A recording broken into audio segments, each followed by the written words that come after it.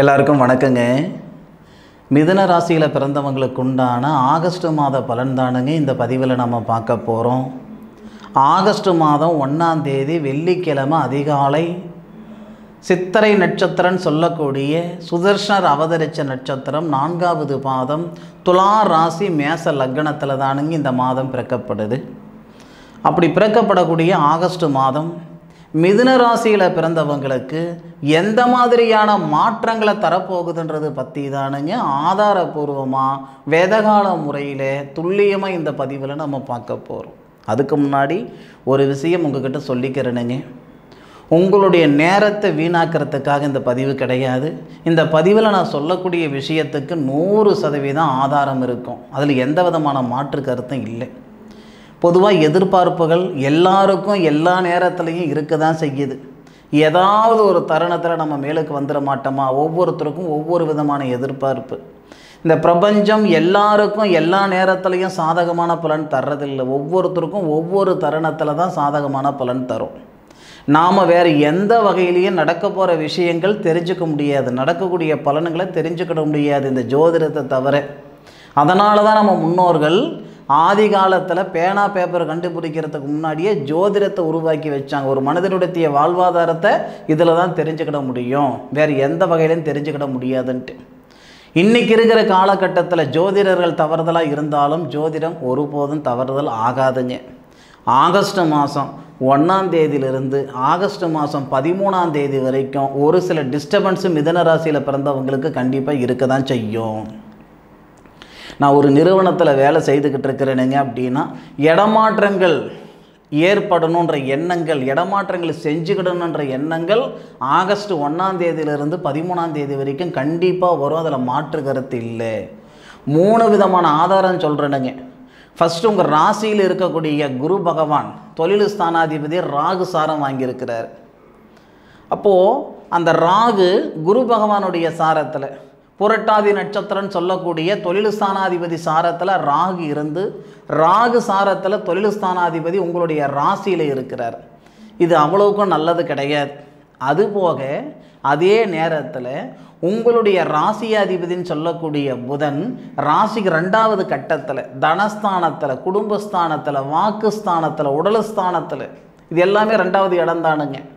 அந்த இடத்துல சூரிய பகவானோட சேர்ந்து அஸ்தமனம் ஆயிட்டாருங்க. எந்த கிரகமாக இருந்தாலும் சூரிய பகவானோட 5 டிகிரிக்குள்ளார இருந்தால் அஸ்தமனம். சூரியனும் புதனும் ஒரே சாரத்தில், பூச நட்சத்திரம் 4வது பாதம், பூச நட்சத்திரம் 4வது பாதம், 104 டிகிரியில் சூரியன், 104 டிகிரியில் புதன். அப்போ ரொம்ப பக்கமாக ஒரே நேர்கோட்டில் இருந்தால் அஸ்தமனம் ஆயிட்டார். அப்போ 13 நாளுக்கு கொஞ்சம் சூதானமாக இருக்கக்கூடிய ஒரு நேரம். பொதுவாக மிதுன ராசியில் பிறந்தவங்க விழுந்து எந்திரிக்கிறது பெரிய விஷயம் கிடையாது. ஏன்னா மிதுன ராசியில் பிறந்தவங்களுக்கு பெருசாக யாருடைய தயவும் இருந்திருக்காது, யாருடைய சப்போர்ட் இருந்திருக்காது. நீங்களாக கையை ஊனி கரணம் போட்டு சின்னப்பட்டு சிரமப்பட்டு சித்திரவதுப்பட்டு தான் மேலே வந்து இருந்திருப்பீங்க. உங்களுக்கு 50 வயசு ஆகுதுன்னு வச்சுக்கோங்களேன். இந்த காணொலி பார்க்கக்கூடிய உங்களுக்கு 50 வயசு ஆகுது அப்படின்னா 30 வருஷம் உழைப்பு போட்டிருப்பீங்க இப்போ இருக்கிற நிலைமைக்கு வர்றதுக்கு. 20 வருஷம் ஆகுதுங்க அப்படின்னா இதுக்கு மேற்கொண்டு தான் வளர ஆரம்பிக்கிறீங்க. அப்போது சொந்தம் பந்தம், அண்ணன் தம்பி, அக்கா தங்கச்சி, மாமா மச்சான், தாய் தகப்பன் யாராலையும் இது வரைக்கும் நீங்கள் மேலுக்கு வந்திருக்க முடியாதுங்க. சுய முயற்சி. இந்த ஆகஸ்ட் மாதம் ஒரு 13 நாள் நம்மளை பின்னுக்கு தள்ளக்கூடிய நேரம். எல்லா நேரமும் எப்போவுமே சாதகமாக இருக்குன்னு நினச்சிடாதீங்க. ஆகஸ்ட் 1லிருந்து 13 தேதி வரை இடமாற்றங்கள் வேலையிலையும் வேண்டாம், அதுபோக வீடு மாற்றங்கள் செஞ்சுக்கிடன்ற எண்ணமும் வேண்டாம், வெளியூர் வெளிநாடு வெளியூர் பயணம் இந்த மாதிரி விஷயங்களும் வேண்டாம். அந்த 13 தேதிக்கு மேற்கொண்டு உண்மைக்கே நல்லா இருக்குது. அந்த 13 தேதி வரை கொஞ்சம் சூதானமாக இருங்க. இந்த புதன் மிதுன ராசியில் பிறந்தவங்களுக்கு மட்டும் ராசிநாதனும் புதன் தான், சுபஸ்தானாதிபதினு சொல்லக்கூடிய கிரகமும் புதன் தான். அப்போ அவர் அஸ்தமனத்தில் இருக்கிறார், சனியுடைய சாரத்தில். சனி பகவான் தொழில் ஸ்தானத்தில் இருக்கிறார். இந்த நேரத்தில் ஏதாவது ஒரு முடிவு பண்ணி நஷ்டம் ஆயிடுச்சுன்னா மறுபடியும் அந்த செயல் செய்கிறதுக்கான ஒரு வாய்ப்பு மறுபடியும் இந்த பிரபஞ்சம் தரவே தராது. கொஞ்சம் சூதானமாக இருங்க. ஜாதகத்தில் நல்ல விஷயம் தெரியாமல் கூட வரட்டுங்க. ஒரு சங்கடம் இருக்குதுன்னா தெரியாமல் கூட வந்துடக்கூடாது. அதை முன்கூட்டி தெரிஞ்சுக்கிட்டோம்னா அதுலேருந்து விடுபடுறதுக்கு கொஞ்சம் முயற்சி பண்ணலாம். அதே மாதிரி மிதுன ராசியில் அசுரகுருன்னு சொல்லக்கூடிய சுக்கிரனும் தேவகுருன்னு சொல்லக்கூடிய குருவும் 2 பேருமே மிதுன ராசியில் தான் இருக்காங்க. மாடு பால் கறக்கிறதுக்கும் பூனை குடிக்கிறதுக்கும் சரியாக இருக்குதுங்க அப்படின்ற மாதிரி தான் இந்த நிமிஷம் வரைக்கும் இருந்துக்கிட்டு இருக்கிறீங்க. சம்பாதிக்கிறேனுங்க, ஒரு நாளைக்கு 10,000 ரூபாய் சம்பாதிக்கிறேனுங்க, ஒரு நாளைக்கு 10,000 ரூபாய்னா மாதத்துக்கு 3 லட்சம் ரூபாய் சம்பாதிக்கிறேனுங்க, 30,000 ரூபாய் காசு என்னால் மிச்சம் பண்ண முடியல. இப்படி சொல்லக்கூடிய மிதுன ராசியில் பிறந்தவங்க சத்தியமாக நிறைய பேர் இருக்காங்க. சம்பாதிக்கலை, ஒன்றுமே இல்லை, என் கையில் 10 காசு கிடையாது அப்படின்ட்டு நிச்சயமாக யாராலையும் சொல்ல முடியாது. சம்பாதிச்சு என்னால் மிச்சப்படுத்த முடியலைங்க. உழைப்பு இருக்குதுங்க, கடவுள் புண்ணியத்தில் உழைப்பு இருக்குதுங்க, ஆனால் உழைப்புக்கு தகுந்த உயர்வு இல்லை. யாரும் நமக்கு கொடுக்கணும், கூரையை பிச்சுக்கிட்டு இந்த தெய்வ தேவதைகள் இந்த பிரபஞ்சம் கூரையை பிச்சுக்கிட்டு கொட்டணும் அப்படின்னாலும் இந்த மிதுன ராசியில் பிறந்தவங்க நினைக்கவே மாட்டீங்க. நான் சம்பாரிச்சுக்கிறேனுங்க, நான் என் கஷ்டத்துக்கு தகுந்த பலன் மட்டும் இருந்தால் போதும்னு நினைக்கக்கூடியவங்க தான் இந்த குருவும் சுக்கிரனும் 2 பேருடைய இணைவு. வருமானம் வரும், சம்பாதனை வரும், மிச்சப்படுத்த முடியாது. அப்போ 20ஆம் தேதி சுக்கிரனும் விலகிடுறார். 12வது பாவகத்துக்கு அதிபதி 2வது பாவகத்துக்கு வந்துடுறார். 16ஆம் தேதியே உங்களுக்கு நேரம் நல்லா இருக்குது. 13 தேதிக்கு மேலவே ஓகே தானுங்க. ஆனாலும் 16ஆம் தேதிக்கு மேற்கொண்டு 16 தேதியிலிருந்து மிதுன ராசியில் பிறந்தவங்களுக்கு உண்மைக்கே நேரம் நல்லா இருக்குது. 3வது பாவகத்தில் சூரிய பகவான், வேறு யாருக்குமே அந்த பிரார்த்தம் கிடையாது. 3வது பாவகத்துக்கு அதிபதினா தைரியஸ்தானத்தில் சூரியன், தைரியஸ்தானாதிபதி. அப்போ அந்த 3வது பாவகத்துக்கு அதிபதி ஆட்சியில் வரும் பொழுது முதல்ல மகம் நட்சத்திரத்தில் வருவார். அப்போ அந்த மகம் நட்சத்திரத்துக்கு அதிபதி கேது 3வது பாவகத்தில் இருக்கிறதே உங்களுக்கு சிறப்பு தானுங்க. இதனால் நீண்ட நாள் கனவு, நீண்ட நாள் ஆசை, அபிலாசைன்னு சொல்லுவோம், அந்த நீண்ட நாள் எண்ணங்கள் பூர்த்தி ஆகிறதுக்கான வாய்ப்புகள் 16ஆம் தேதியிலிருந்து உண்டு. வேலை வாய்ப்பில் பதவி உயர்வு வரலாம். வேலை வாய்ப்பு இல்லாமல் தடுமாட்டமாக இருக்கிறீங்க அப்படின்னா அந்த தடுமாற்றங்கள் நீங்கி வேலை வாய்ப்பு உருவாகும். பொருளாதாரத்தில் எக்கச்சக்கமான பிரச்சனை இருக்குதுங்க. பொதுவாக இந்த மிதுன ராசியில் பிறந்தவங்க பொருளாதாரத்தில் சிக்கிக்கிட்டோன்னு சொல்கிறதெல்லாம் சும்மா. 10 ரூபா கொடுத்து இதில் தான் பிழைக்கணும், பிழைச்சி காட்டிடுவீங்க. 10,000 ரூபாய் கொடுத்தா கூட அந்த 10 ரூபா பொழப்பு தான் பிழைப்பீங்க. ஆடம்பரமாகவும் இருக்க மாட்டீங்க, அகலக்காலும் வைக்க மாட்டீங்க. இப்படி தான் வாழணுன்ற வைராக்கியத்தில் தான் இருப்பீங்களே தவிர நான் ஜாகுவார் காரில் போகணும், BMW காரில் போகணும், ஆடி காரில் போகணும் சத்தியமாக அப்படி நினச்சிக்கிட மாட்டீங்க. உங்களை சார்ந்தவங்களுக்கு நீங்கள் கொடுத்துக்கக்கூடிய முக்கியத்துவத்தை உங்களுக்கு நீங்கள் தந்துக்கிட மாட்டீங்க. நல்லது நடக்குங்க. வரக்கூடிய ஆகஸ்ட் மாதம் 16 தேதிக்கு மேலே 13 தேதி வரைக்கும் நிச்சயமாக சொல்கிறேனுங்க, நமக்கு பெரிய லெவலில் நல்லது நடக்காது. 13 தேதி வரை கொஞ்சம் இல்லை, ரொம்பவே நீங்கள் அதாவது சூதானமாக இருக்கணும். ஏன்னா பாதகமான பலன் தான் வரும். இருக்கிற வேலை திடீர்னு போகிறதுக்கு வாய்ப்பு இருக்குது. நல்லா வருஷ கணக்காக நம்ம வண்டி ஓட்டிகிட்ருப்போம். இந்த நேரத்தில் சிறு சிறு சங்கடங்கள் ஏற்பட்டுடும். போகாத இடத்துக்கு போனன்ற பேரும் வந்துடும், செய்யாத தப்புக்கு செஞ்சன்ற பேரும் வந்துடும். எதுக்காக சொல்கிறேன்னா முடிஞ்ச அளவுக்கு ஜாக்கிரதையாக இருங்க. அதுபோக மிதுன ராசிக்கு 2வது பாவகத்தில் இருக்கக்கூடிய கிரக அமைப்பு 13 தேதியில் ஒரு கிரகம் மாறிடும், 16 தேதியில் இன்னொரு கிரகம் மாறிடும். இது நல்லதுக்கு. 3வது பாவகத்தில் ஆல்ரெடி கேது இருக்கிறார், சகோதர ஸ்தானத்தில். கேது பூரம் நட்சத்திரத்தில் வந்துடுறார். பூரம் நட்சத்திரம் 4வது மாதத்தில் 140 டிகிரி 146 டிகிரியில் வருவார் கேது பகவான் சுக்கிரனுடைய சாரத்தில். இதனால் அண்ணன் தம்பிகளுக்குள்ளே இருக்கக்கூடிய கருத்து வேறுபாடுகள் சரியாகிறதுக்கான வாய்ப்புகளை கொடுக்கும். பாகப்பிரிவினைகளெல்லாம் இந்த நேரத்தில் செஞ்சுக்கிடலாம். பொதுவாக இந்த மிதுன ராசியில் பிறந்தவங்களுக்கு பூர்வீகத்தில் ஆஹா ஓஹோன்னு வாழ்ந்துக்கிட்டு இருக்கிறேன்னு சொல்கிறதுக்கு வாய்ப்புகளெல்லாம் இல்லை. தனக்கு வர சொத்தே தனக்கு வர பாகத்துக்கே பணம் கட்டி வாங்கினனுங்க அப்படின்னு சொல்லக்கூடியவங்க நிறைய பேர் இருக்காங்க. என் தாத்தா சொத்து ஆனால் எனக்கு வரலைங்க, நான் காசு கட்டி தானுங்க அந்த சொத்து வாங்கினேன், என் அண்ணன் தம்பிகளுக்கெல்லாம் ஃப்ரீயாக போச்சுங்க, ஆனால் எனக்கு நான் 10 ரூபாய் கட்டி தான் அதை வாங்கினேன் அப்படின்னு சொல்லக்கூடியவங்கெல்லாம் இந்த மிதுன ராசியில் ஏராளமாக இருக்காங்க. இப்போவும் சொல்கிறேனுங்க, ஒரு 4 பேருடைய வாழ்வாதாரத்துக்காவது வாழ்க்கைக்காவது நீங்கள் உறுதுணையாக இருப்பீங்களே தவிர ஒருத்தருடைய அழிவுக்கு கூட நீங்கள் காரணமாக இருக்க மாட்டீங்க.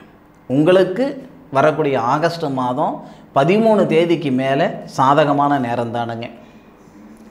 இதில் இன்னொரு விஷயம், மிதுன ராசியில் பிறந்தவங்களுக்கு லாபஸ்தானாதிபதின்னு சொல்லக்கூடிய கிரகம் செவ்வாய், பாதகத்துக்கு அதிபதி 6வது பாவகத்துக்கு அதிபதின்னு சொல்லுவாங்க, ருணரோக சத்துருஸ்தானாதிபதின்ட்டு. அப்போது அதுக்கு அதிபதியும் அந்த ருணரோக சத்துருஸ்தானாதிபதியும் பார்த்திங்கன்னா செவ்வாய் தானுங்க. 4ல் இருக்கிறார், சுபஸ்தானத்தில் இருக்கிறார். சுபஸ்தானத்தில் இருக்கக்கூடிய செவ்வாய் லாபஸ்தானாதிபதி தொழில் ஸ்தானத்தை பார்க்கிறார். அப்போ நமக்கு அந்த செவ்வாய் அஸ்தம் நட்சத்திரத்தில் வரும் பொழுது ஒரு கிரகம் ஒரு பாவகத்தில் இருக்குன்னா அந்த பாவகத்தில் இருக்கிற வரைக்கும் ஒரே மாதிரியான பலன் தராதுங்க. இப்போது லாபஸ்தானாதிபதினா மிதுன ராசியில் பிறந்தவங்களுக்கு, மிதுன ராசி மிதுன லக்னத்தில் பிறந்தவங்களுக்கு செவ்வாய் தான்.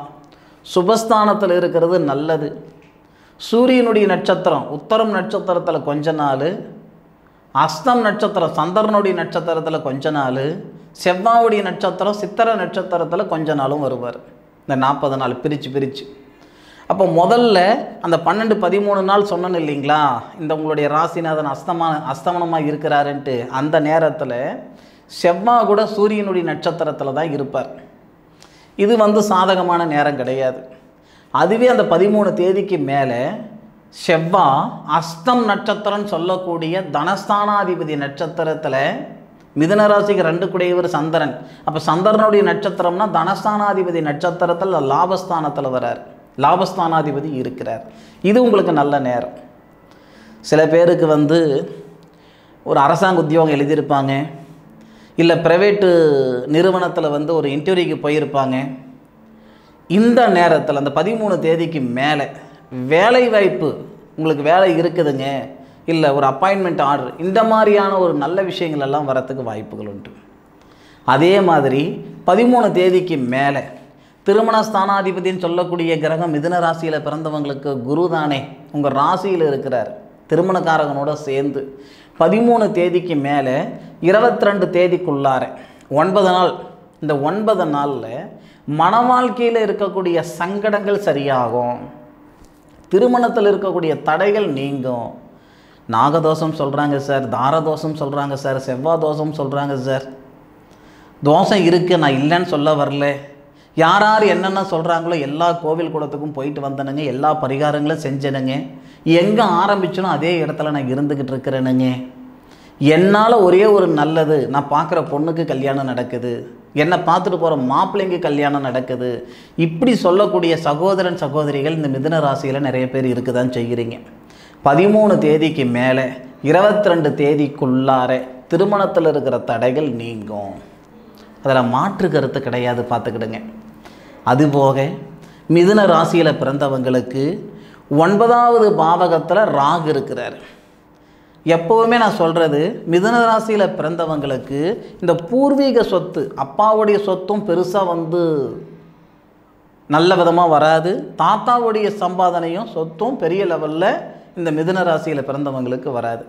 தானாக கையூனி கரணம் போட்டு ஒரு இடம் வாங்கினனுங்க, வீடு கட்டிக்கிட்டனுங்க அப்படின்னு சொல்லக்கூடியவங்க ஏராளமாக இருப்பாங்க. ஆனாலும் பூர்வீகத்திலிருந்து இடமாற்றங்கள் பண்ணணும்னு நினைக்கிறீங்களா, இந்த நேரம் உங்களுக்கு நல்ல நேரம்தான். ஆகஸ்ட் 16 தேதிக்கு மேலே 10வது கட்டத்தில் இருக்கக்கூடிய சனி பகவான் வக்கரத்தில் இருக்கிறார். யாருடைய சாரத்தில்? சனி பகவான் தன்னுடைய சுய சாரத்தில்.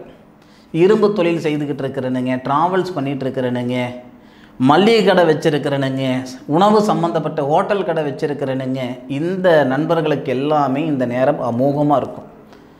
உண்மையிலே ரொம்ப நல்ல விதமான அனுகூலம் கொடுக்கும், அதில் மாற்று கருத்து இல்லை.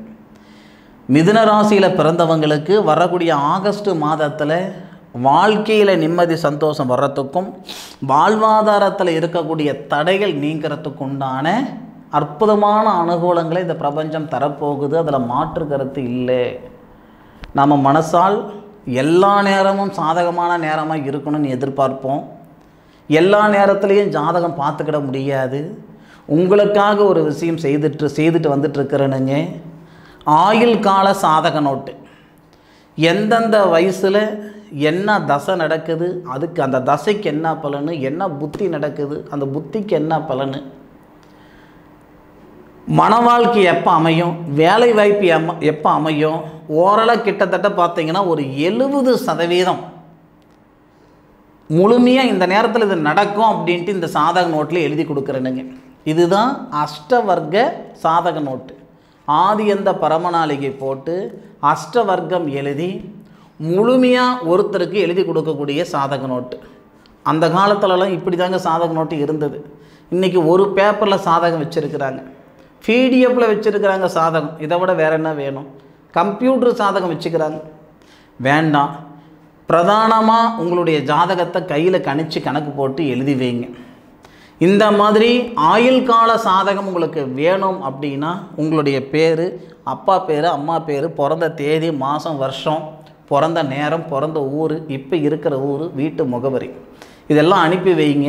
15லிருந்து 20 நாள் இந்த மாதிரி சாதகம் எழுதி உங்கள் வீட்டுக்கு அனுப்பி வைக்கிறேனுங்க. அதுக்குண்டான ஃபீஸ் என்னவோ அது நீங்கள் கொடுத்துட்டு செஞ்சுக்கோங்க. 1% கூட அதில் வியாபார நோக்கம் கிடையாது. முழுக்க நான் வாழ்ந்த வாழ்க்கைக்கு ஒரு அர்த்தம் வேணும், என்னுடைய ஞாபகம் இருக்கணும் அப்படின்றதுக்காக செய்துக்கிட்டு இருக்கிற வேலை தானுங்க அந்த சாதக நோட்டு. பொதுவாக ஆகஸ்ட் மாதம் மிதுன ராசியில் பிறந்தவங்களுக்கு அதிர்ஷ்டமான ஒரு மாதமாக இருக்கும்ன்றதில் மாற்று கருத்து கிடையாது. அனுபவித்து சொல்லுங்கள். ஆராய்ச்சி நான் சொல்லியிருக்கேன். ஆகஸ்ட் மாதம் எப்படி இருந்ததுன்றதை அனுபவித்து சொல்லுங்கள். இந்த பதிவு மிதுன ராசியில் பிறந்தவங்களுக்கு பயனுள்ள பதிவாக இருக்குன்னு நான் மனசார நம்புகிறேன். மீண்டும் அடுத்த ஒரு அற்புதமான தருணத்தில் உங்கள் அனைவரையும் சந்திக்கும் வரை உங்களிடமிருந்து விடைபெறுவது உங்கள் வீட்டு ஜோதிட நண்பனான மா காளிதாஸ் மணிகண்டன். திருச்சிற்றம்பலம். வாழ்க வையகம், வாழ்க வளமுடன்.